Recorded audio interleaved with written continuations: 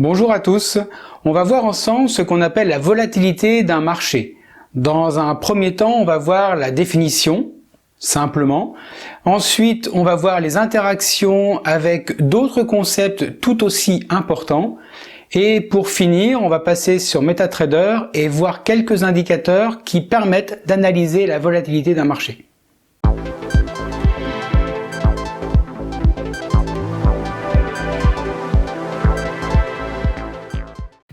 Dans cette vidéo, on va parler de liquidité, des nouvelles économiques, des émotions, des investisseurs, de la gestion du risque et divers autres mots utilisés dans le trading. Les explications sur ces mots sont disponibles dans les liens qui se trouvent dans la description de cette vidéo.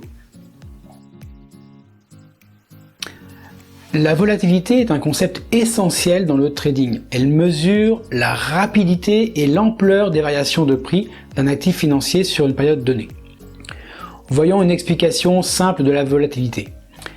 La volatilité est comme une mesure de l'agitation sur les marchés financiers. Elle indique à quel point les prix peuvent changer rapidement et de manière significative. Une volatilité élevée signifie que les prix peuvent augmenter ou diminuer de manière importante en peu de temps, tandis qu'une volatilité faible indique que les prix ont tendance à rester stables avec de petites fluctuations. Les nouvelles économiques et les événements mondiaux, les annonces économiques, les rapports financiers, les événements politiques ou géopolitiques peuvent générer une volatilité accrue sur les marchés financiers. Par exemple, une annonce positive sur l'économie peut entraîner une hausse des prix, tandis qu'une annonce négative peut entraîner une baisse des prix. La liquidité du marché. Les marchés moins liquides ont tendance à être plus volatiles, car il faut moins de transactions pour provoquer des mouvements de prix importants. Les marchés très liquides, quant à eux, peuvent être moins volatiles, car il y a plus de participants et de transactions. Le sentiment ou les sentiments des investisseurs. Les émotions et les attitudes des investisseurs peuvent influencer la volatilité. Lorsque les investisseurs sont optimistes, cela peut entraîner une volatilité plus faible, car ils sont moins enclins à vendre. En revanche, lorsque les investisseurs sont pessimistes ou craintifs, cela peut entraîner une volatilité plus élevée car ils peuvent chercher à vendre rapidement. Pour les traders, la volatilité présente des opportunités et des risques. Une volatilité plus élevée peut offrir des possibilités de profit plus importants, mais elle implique également un niveau de risque plus élevé, car les mouvements de prix peuvent être rapides et imprévisibles. D'autre part, une volatilité plus faible peut rendre difficile la réalisation de profits importants, mais elle peut également être associée à une stabilité relative et à une gestion des risques plus prévisible. Il est important que les traders comprennent la volatilité des actifs qu'ils négocient afin d'ajuster leur stratégie en conséquence. Certains traders préfèrent les marchés plus volatiles, tandis que d'autres se concentrent sur des marchés plus stables. La volatilité est souvent mesurée à l'aide d'indicateurs tels que l'indice de volatilité, le VIX, l'écart type des prix ou encore l'indicateur des bandes de Bollinger. Bon, passons maintenant sur MetaTrader et voyons rapidement différents indicateurs permettant de mesurer la volatilité d'un marché. Pour commencer, on va afficher un marché, donc là j'ai choisi la paire de devises euro-USD. On va voir l'indicateur Average True Range qu'on appelle l'ATR. Donc l'ATR mesure la volatilité en calculant la moyenne des écarts entre les prix hauts et bas sur une période donnée. Plus l'ATR est élevé, plus la volatilité est importante. Donc, pour ouvrir cet indicateur, il faut ouvrir le navigateur dans le groupe Affichage et Navigateur. Dans la liste des indicateurs disponibles, on ouvre le groupe Oscillateur, que je vous montre ici. On clique sur l'indicateur Average True Range et on le glisse sur le graphique. Ici, dans l'onglet Paramètres, on voit que par défaut, la période est de 14, donc on va la laisser comme ça. Voilà, je fais OK. Là, on va choisir la période de temps en 15 minutes, donc M15. Voilà, et on voit une oscillation, donc si je dézoome, voilà, on voit, vous voyez ici, une oscillation régulière de niveau de l'ATR entre des valeurs hautes et des valeurs basses. On peut choisir d'afficher la séparation de période en faisant un clic droit et on fait propriété générale, montrer les séparateurs de période. Je suis sur MetaTrader 4, donc si vous êtes sur MT5, ça peut changer légèrement. Voilà, je vais fermer ça. Alors attention quand même, ce découpage prend en compte l'heure du courtier et non l'heure UTC.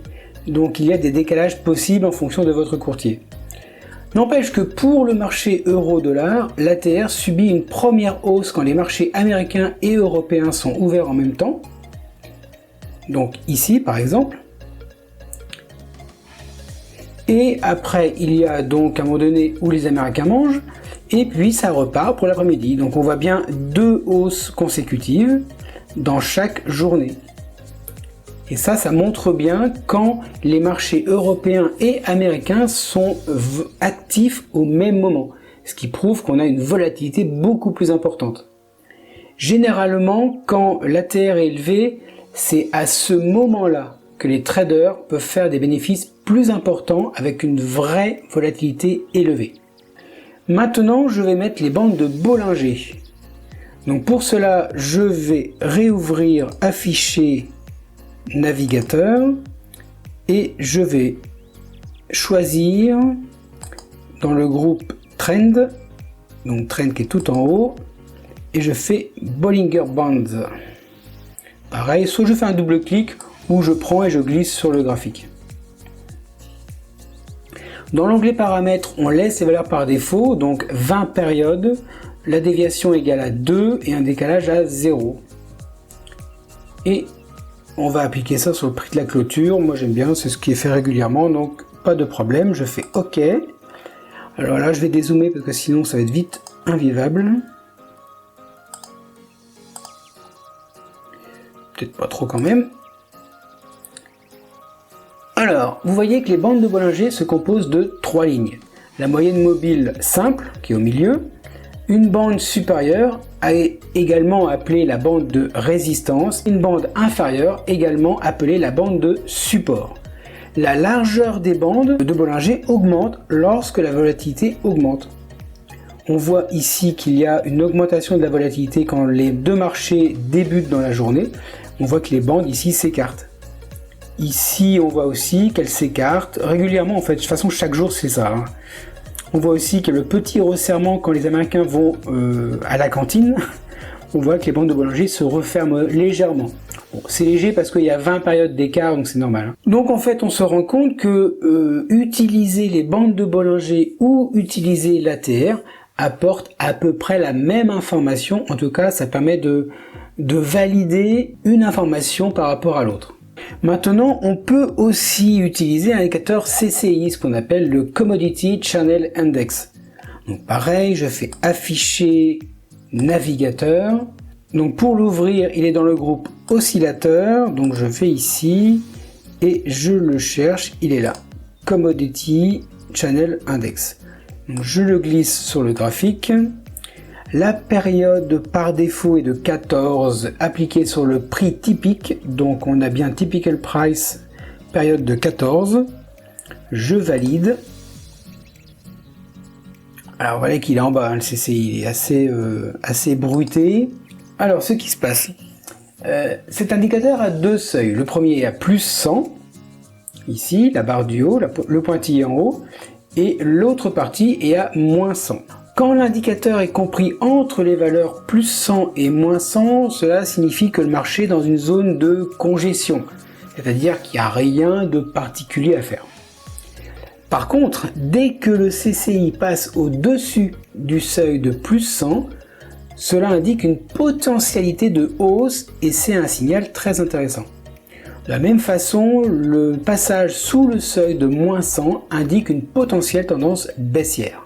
Donc on voit que le fait de suivre uniquement l'indicateur CCI est une source de fausses indications. Par exemple ici, on est sans volatilité avec une bande de Bollinger qui est resserrée et le CCI nous dit d'aller acheter. ce que l'on voit potentiellement ici, mais on n'a pas de volatilité, donc attention, c'est dangereux. Par contre, donc, si on cumule les informations de l'ATR, là c'est bien mieux, parce qu'effectivement, on a des mouvements beaucoup plus grands. Si je prends ici par exemple, au démarrage ici de la volatilité, on a beaucoup d'indications d'achat potentiel, de force, de tendance à l'achat. Ici, la bande oblinger s'est écartée. On a vraiment cette espèce de longue montée pendant la journée, donc qui a démarré après un contact ici en bas et qui a été jusqu'en fin de journée, quoi. Et d'ailleurs qui s'est arrêté, si vous regardez bien, dès que la volatilité s'est mise à baisser, comme par hasard, le marché s'est arrêté de monter et il s'est stabilisé. Donc une zone de congestion. Alors j'en profite pour ajouter qu'un indicateur seul est très rarement, voire jamais utilisé. On n'utilise jamais un indicateur tout seul. Ceux qui disent ça, bon, ils peuvent avoir de la chance, ça peut marcher, mais c'est dangereux parce qu'en fait, il vaut mieux cumuler un indicateur de détection d'environnement quelque part, un indicateur de détection d'opportunité et un de confirmation. Bon, 3 ça commence à faire beaucoup, mais en tout cas minimum 2 pour vraiment être sûr d'avoir une décision, ce que je dis régulièrement, éclairée sur ce qu'il y a à faire. Alors après, il existe d'autres indicateurs pour mesurer la volatilité d'un marché, mais ils sont pas mis à disposition par défaut dans la plateforme MetaTrader. Donc voilà, j'ai pas voulu télécharger des indicateurs trouvés sur le net, mais on peut en trouver d'autres, ça pose aucun problème. Entre autres, il y a les canaux de Keltner, la volatilité historique, le squeeze de John Carter, ou encore le Elder Ray.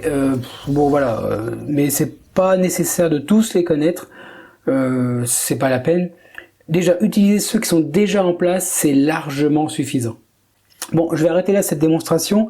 Je peux même vous zoomer si vous voulez voir un peu plus en détail, mais vous voyez que ici, la volatilité a augmenté très fortement. Je pense que ça, c'est une news. Quand c'est comme ça, une mèche énorme, c'est souvent une news. Et voilà, vous avez toutes les indications ici confirmées pour dire, voilà, la bande s'écarte très violemment. Mais avec un petit retour ici, on voit comme la force et la volatilité étaient là, jusqu'en fin de journée où ça s'est calmé, pour reprendre le lendemain avec une nouvelle volatilité et une nouvelle hausse qui s'est affirmée. Vous voyez, c'est vraiment, d'une certaine façon, c'est simple le trading. C'est vraiment simple. Il suffit de suivre les indicateurs mathématiques et d'avoir quand même un esprit critique et une analyse quand même, et une habitude surtout, pour vraiment être sûr de ne pas faire de bêtises. Bon bref, allez, j'arrête. Si vous avez des questions ou des remarques ou même des compléments, écoutez, franchement, n'hésitez pas à les écrire dans l'espace commentaire. Moi, ça m'aidera aussi, et puis s'il faut, et que je vois qu'il y a vraiment quelque chose de très pertinent, pourquoi pas, je ferai une vidéo spécifique là-dessus, et puis je vous mettrai en tant que co-auteur, comme ça vous fera plaisir. Normal, c'est vous qui pouvez informer les autres et aider les autres, donc c'est tout à fait logique. Avant que tous les rageux internet se lâchent, n'oubliez pas que l'utilisation des indicateurs est juste une interprétation personnelle de chacun. C'est important de le savoir. Et que si nous sommes tous différents, bien entendu, les interprétations le sont aussi. Donc avec tous les échanges que j'ai eu autour de moi, je suis souvent tombé sur le cul, vraiment sur le cul, en entendant des analyses qui me paraissaient d'un autre monde, complètement dingue, quoi. Et même hors sujet pour certains, mais à mon grand étonnement, des stratégies fonctionnent quand même. Les gens avaient cette faculté de comprendre d'une certaine façon les informations qui étaient données par les indicateurs, ils les utilisaient, ils les interprétaient correctement quelque part, parce qu'ils avaient des résultats positifs. Donc à la fin, je me taisais, parce que la théorie c'est une chose, mais on peut avoir, tout à l'heure je vous ai montré des paramètres par défaut. Je sais que je connais beaucoup de gens qui modifient ces paramètres et qui les adaptent, et j'ai vu des résultats qui font envie. Donc voilà. Alors si vous voulez, si vous êtes un rageux, écoutez, lâchez-vous quand même, hein. De toute façon, je peux pas non plus vous arrêter. Mais il faut savoir que vraiment, j'ai vu des centaines de méthodes différentes, des centaines de combinaisons différentes. Alors certaines sont de la merde, mais il y en a vraiment qui marchent super bien, alors que c'est pas du tout ce qu'on peut s'attendre. En résumé, la volatilité est la mesure de la rapidité et de l'ampleur des mouvements de prix d'un actif financier. Elle est influencée par divers facteurs et peut offrir des opportunités et des risques pour les traders. Comprendre la volatilité est essentiel pour adapter les stratégies de trading et gérer les risques de manière appropriée. Il me reste maintenant à vous souhaiter de bons trades et soyez prudents, les marchés sont fourbes.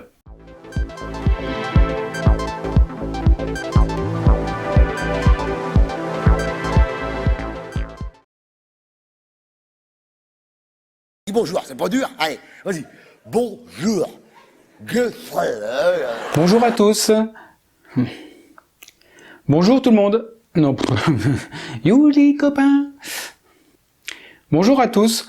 On va voir ce qu'on appelle... Non, on va voir ensemble.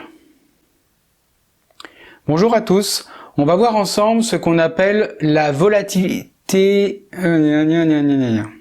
Bonjour à tous, on va voir ensemble ce qu'on appelle la volatilité... On se calme. Alors, voici une explication simple de la volatilité... Bon, on va voir une explication très simple de la volatilité pour les débutants. Non, pas du tout.